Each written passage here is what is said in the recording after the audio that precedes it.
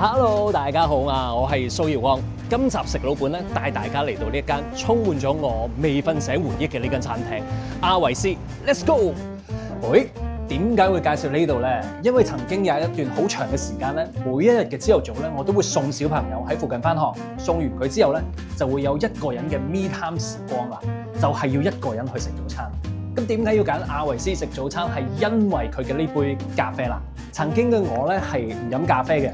後嚟咧係由罐裝好甜嘅嗰啲咖啡開始，當原來飲得多之後咧，人開始有咗鑑賞能力咧，就會有更高嘅追求，所以就會每日朝頭早咧都會嚟到阿維斯呢度品嚐唔同風味嘅咖啡。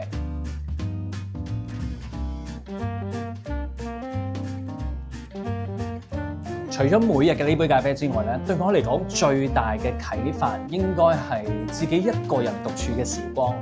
因為咧，自己一個人獨處嘅時候咧，會令我思考好多關於人生不可避免嘅改變啊！以前咧，我係人哋嘅小朋友啦，轉眼之間而家都有咗小朋友，仲要送佢返學。更加大嘅啟示就係我面前每一日必食嘅呢個辣魚蛋公仔麵。點解咧？曾經嘅我咧係非常抗拒食魚嘅，係完全唔會食魚，更加覺得辣魚呢一樣嘢係非常可怕嘅。但係當我一次又一次睇到身邊嘅好多朋友都中意食，都有食嘅時候，我就會思考，究竟係咪真係咁可怕呢？於是當我一試就不能回頭啦。結果咧發現，原來都唔係咁恐怖嘅喎，原來都係好正嘅喎，所以就成為咗每日必食嘅嘢。而喺阿維斯呢度更加要額外點呢個腩汁，先至係佢最正嘅風味。所以人生嘅改變唔可怕，我亦都唔覺得係因為阿維斯嘅辣魚特別吸引，但係真正吸引嘅係關於成長、關於轉變嘅呢種心態。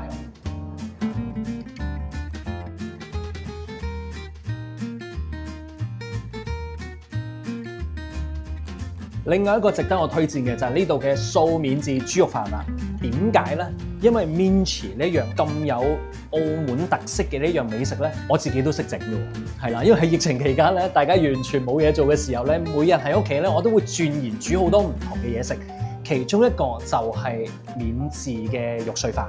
咁而點解阿維斯呢度值得推薦咧？因為佢呢個嘅免治肉碎飯係素食嚟嘅。呢度嘅老闆咧好有善心啦，好想推廣更多嘅素食，所以咧整出嚟嘅呢個飯最令我震驚嘅就係佢同真嘅係完全分唔出嘅。所以下次大家咧可以一齊嚟到阿維斯呢度點一個乾免治豬肉飯，同埋點一個素免治豬肉飯，同班 friend 一齊玩下。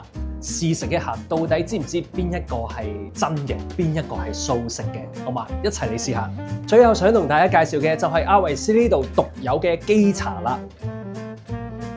點解佢咁特別呢？因為一般我哋飲嘅奶茶都係用手沖嘅，但係呢度係用機打出嚟，所以特別香特別滑。再加上你見到佢幾多嘅泡，特別嘅就係呢度嘅機茶嘅茶葉咧，係老闆娘親自喺斯里蘭卡空運翻嚟，所以包保你哋一定一試難忘。關於改變咧，除咗自己喺屋企人嘅身份唔一樣咗之外咧，工作崗位都幾大嘅轉變嘅。好可能大家過去對蘇耀光嘅認知咧係一個歌手喺幕前表演嘅，但係慢慢就自己開始更多地參與幕後工作。